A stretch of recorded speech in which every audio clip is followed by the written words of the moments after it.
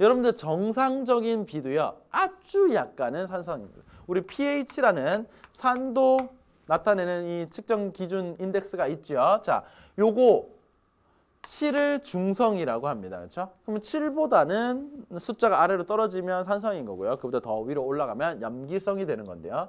자, 일반적인 비는요. 5.6 정도가 됩니다. pH 5.6. 자, 요게 바로 정상적인 빗물의 산도입니다. 자, 요렇게 되는데 산성비는요. 그러면 이거 정상적인 것보다 더 떨어지게 되는 겁니다. 그렇죠?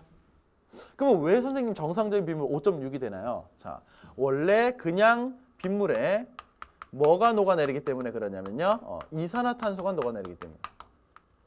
이러다 보면은 산도가 아주 약간 이렇게 산성을 띠게 되는 겁니다.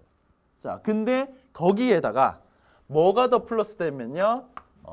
우리가 흔히 오염물질로 많이 나오는 질소산화물, 그 다음에 황산화물 이런 것들이 더해지게 되면요. 산도가 뚝뚝뚝뚝 떨어지게 되는 겁니다. 심각한 산성비는 거의 식초를 맞는 것처럼 이런 정도의 산도를 가지고 있다고 하죠. 자, 이런 산성비가 그냥 내 지역에 내리면요. 차라리 그냥 아이고 내가 오염시킨 거 내가 벌 받는구나 할 텐데요. 문제가 있습니다. 이 산성비가 특히 유럽에서요. 자, 유럽이 대략적으로 이렇게 있다고 보겠습니다. 그냥 크게 계략적으로 그릴게요. 자, 우리 공업이 많이 발달된 지역은요. 영, 프, 독, 이 북서 유럽 지역입니다. 서부 유럽 지역. 근데 유럽은요. 중위도에 있기 때문에 편서풍이 이렇게 붑니다.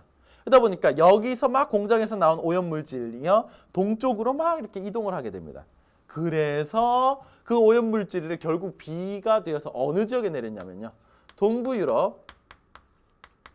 공업이 조금 상대적으로 덜 발달되어 있었던 이 동부 유럽 지역하고 그 다음에 청정 지역으로 꼽혔던 북부 유럽 지역에 대거 내리게 된 겁니다. 이 지역이. 그러면은 결국 원인 제공자는 얘네들인데 북부 유럽과 동부 유럽이 피해자가 된 겁니다.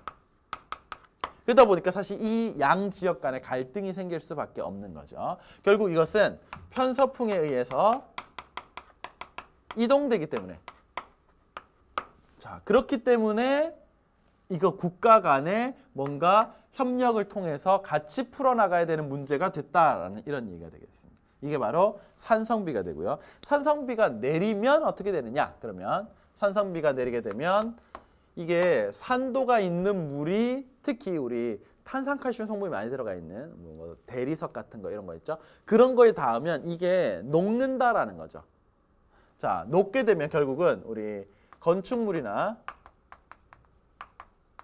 아니면은 뭐 유적 같은 거 이런 거 있죠? 이런 것들이 부식이 된다라는 거. 자, 그래서 뭐 아주 아리따운 이런 비너스산 같은 게 있으면 나중에 뭐 표정이 뭐 흘러내리고 이렇게 되는 거예요. 다 녹아가지고 없어지게 된다라는 거. 그 다음에 호수가 산성화되기도 하고요.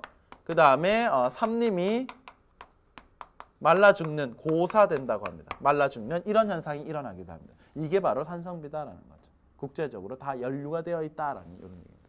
우리나라도 어떻게 보면 산성비의 피해자일 수 있습니다. 왜냐하면 중국 동부 해안 지역이 워낙 공업이 많이 발달되어 있는 지역입니다. 근데 거기에 있는 것들이 우리나라로 편서폴타도 날려오니까 우리나라에 산성비가 내린다면 그중에 일부 책임도 중국에 있는 거죠. 그러면 또 서로 협력해서 풀어나가야 되는 이런 문제가 되는 겁니다.